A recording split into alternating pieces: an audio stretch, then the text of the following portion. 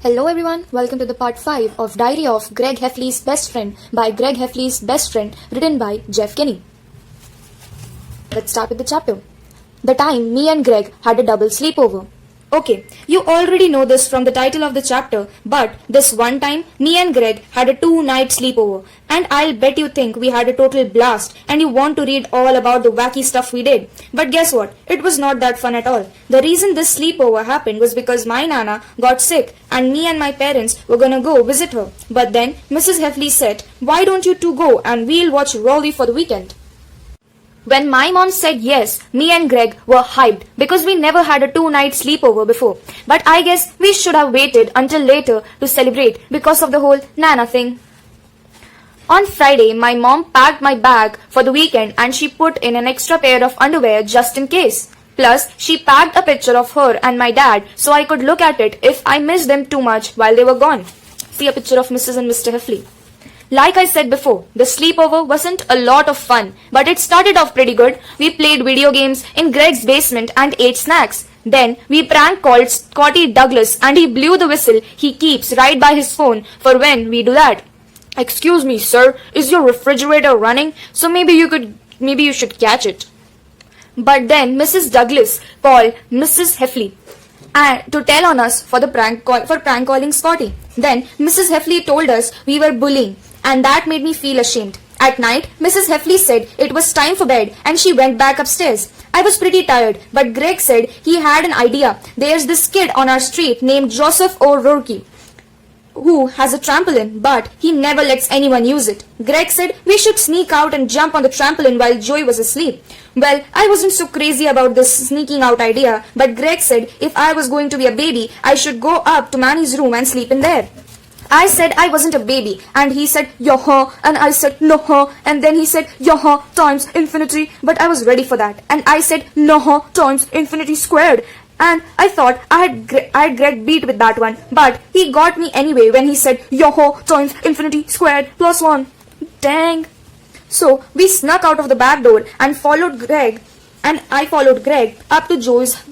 It was really cold outside and all I had on were my jammies, but I didn't want to complain because then Greg might call me a baby again. Sneak, sneak. Sure enough, all the lights at O'Rourke's house were off, so this was a big chance to use Joe's trampoline. Greg said we couldn't make any noise and then he climbed up and did a bunch of jumps, but he was real quiet. Then it was my turn. This was my first time on a trampoline and it was really fun, and I guess that's why I forgot we were being sneaky. Whee! The lights came on inside the O'Rourke's house and their dogs started barking, and Greg took off without me. I wanted to run too, but it's not so easy to stop bouncing when you're on a trampoline. Bounce, bounce. Once I finally stopped, I ran to the Heffley's house and went around to the back door. But I guess Greg wanted to teach me a lesson for making too much noise at the O'Rourke's because he wouldn't let me in. I tried to show Greg that I was freezing, but I don't think he really got what I was trying to tell him. I thought he was gonna make me stay out all night, so I ran around the house to see if the front door was unlocked, but it wasn't, and I kind of freaked out a little. Ding dong, ding dong. The good news is that someone came to the door pretty quick, but the bad news is it was Mr. Heffley. Mr. Heffley told us to get our stuff from the basement because we were going to have to stay in Greg's room so he could keep an eye on us. Then Mrs. Heffley came into Greg's room and said she was disappointed in us for sneaking out, and that made me feel ashamed all over again. But I think Greg gets in trouble a lot, so he didn't seem that ashamed. As soon as Mrs. Heffley went to bed, Greg said I was dumb for making all that noise at O'Rourke's and extra dumb for ringing the doorbell. I said I was sorry for saying we on the trampoline, but the doorbell thing was all his fault. Then Greg wabbed me with his pillow and I wabbed him back. But I guess we made too much noise and that's why I had to see Mr. Heffley in his underwear for the second time in one night. Mr. Heffley told Greg he had to sleep in Manny's room, and all I could think was, who's the baby now?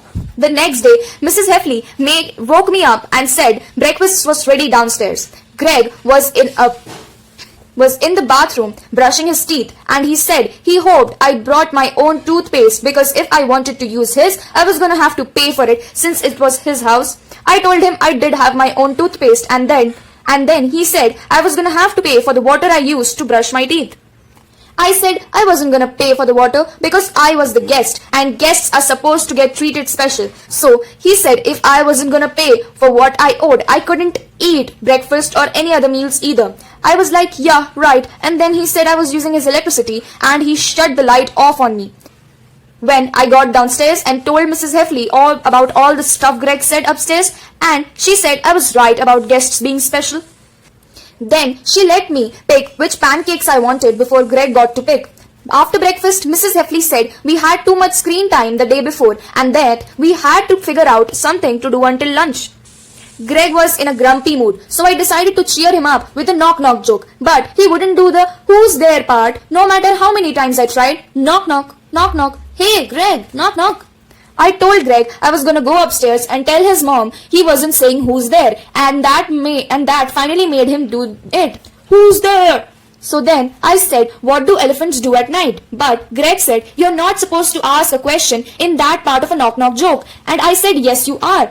And then he told me I was dumb, and I said I was gonna tell on him for that. And Greg said, go right ahead. So I did. So Mrs. Heffley came down and told Greg he wasn't allowed to call me dumb or stupid or any other bad names either. But then when she left, Greg said he had a new nickname for me. At first I thought it sounded cool, but then I figured out what he meant. Hey, Stoopy. I told Greg I was gonna tell on him again, but then Greg said it was opposite day and everything meant the opposite of what it was supposed to. You're smart. Well, I knew what he meant, so I went and told Mrs. Heffley. But at first, she didn't get mad because she didn't know what was the opposite day. So then I explained it to Mrs. Heffley and she made Greg apologize. But I think he might have been opposite. I'm sorry.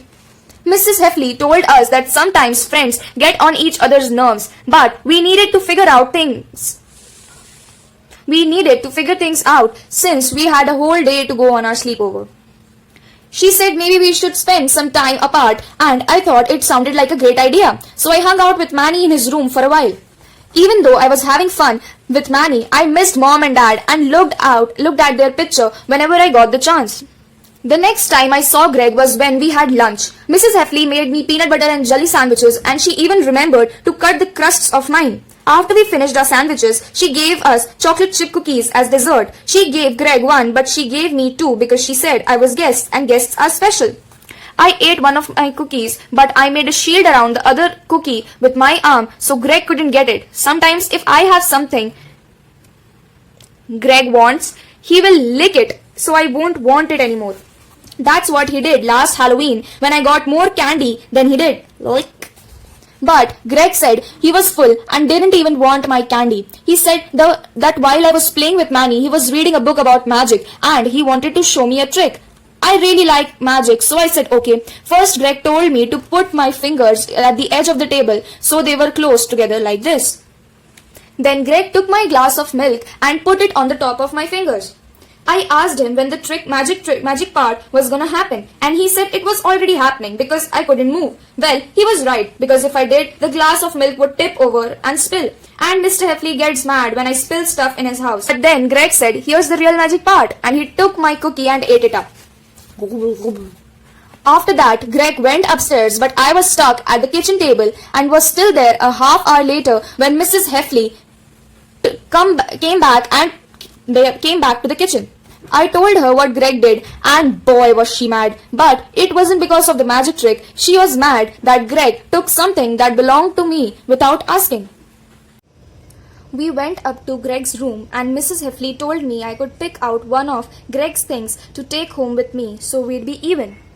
Well, Greg had a bunch of cool toys that he never lets me play with, so it was really hard to pick. But every time I got close to one of his favorites, he kind of let me know I shouldn't pick that one. Move.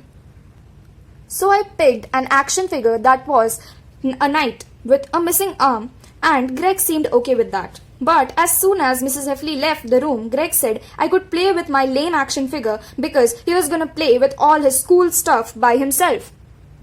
It kind of bugged me and I wanted to bug Greg back. So I pretended I was having total blast with my toy. Tra-la-la-la-la, I'm having so much fun. Tra-la-la-la-la. Well, it worked, and Greg said he wanted his action figure back. I said, no way. And he said he was just gonna wait for me to fall asleep and he'd take it back himself. I told him I was gonna put the action figure down my underwear so he couldn't get it, and he didn't like that idea. Then Greg said he'd trade me for the action figure, and I asked him what he'd give me for it. Greg said he'd give me 99 cents for the night, and I said okay to that. But then Greg took off his sock and tried to get me to smell it. And I was like, what was that for? And Greg said it was my first scent. I said I wanted 99 CENTS, not 99 SCENTS. But Greg said a deal's a deal. And then he tried to get me to smell his other sock as part 2 of my payment. When I told Greg I was gonna tell on him again, Greg said he'd trade me his Lego dragon for my knight, and I said yes, because that dragon is way better than a knight with no arm. But then when I gave Greg my knight, he wouldn't give me the dragon because he said I should have remembered it was still opposite day. Well, that was the last straw for me, and I tried to grab the dragon from Greg, but I kind of forgot it was made of Lego and it broke apart. I guess we were making a lot of noise because the next thing we knew, Mrs. Heffley was back in Greg's room. She said she was gonna have to separate us for the rest of the night, which was fine with me. Mrs. Heffley said that we each had one half of the room and that we had to stay on our own side. So she asked me which side I wanted, and I picked the side with the bed, which made Greg mad. When Mrs. Heffley went back to her room, Greg said he was turning on an invisible force field between our two sides. Then he said if someone crossed over, they'd get zapped. Greg said he was fine with me having the bed because he could sleep on an air mattress, and plus all of the fun stuff was on his side of the bed. And when I reached over to Greg's side for my action figure, sure enough, I got zapped. Zap! I opened the drawer in the table next to Greg's bed to see if he had any comics I could read. Well, there weren't any comics, but one of Greg's old handheld video games was in there. So I played it, and Greg couldn't do anything because of the force field. Whee! Yeah. But Greg said I could play video games by myself like a nerd because he was having a wild party on his side of the room and I wasn't invited. And I got kind of jealous because his party looked pretty fun. La la la, yeah yeah yeah.